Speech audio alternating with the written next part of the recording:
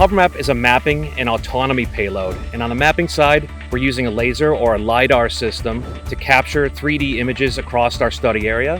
When it's connected to a drone, we have advanced autonomy capabilities that can control the drone and help it navigate by itself. Hovermap is a SLAM-based LiDAR system. What that means is that we're firing out hundreds of thousands of laser points per second, and a portion of that light is returned as an echo. We're reconstructing that environment into a 3D space. This works through a pattern recognition type of software called SLAM. With the SLAM algorithms, we don't require GPS for the system to work. Our deliverables are point clouds, and point clouds are really just the beginning. From them, we can derive all kinds of different measures. In the construction industry, we can use it to determine volumes of stockpiles. We can look at as-built and compare the design to what is actually being constructed on site.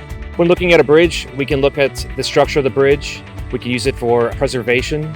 We can look at it for condition assessment. It's actually very easy for us to process with our unique Emerson software. That's really important so that we can visualize that data before we decide to demobilize from the site.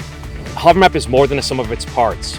With the calibration that we do with the Velodyne sensor and the work that we put into tuning our algorithms, we're able to acquire point cloud data at a quality that's unprecedented for mobile laser scan.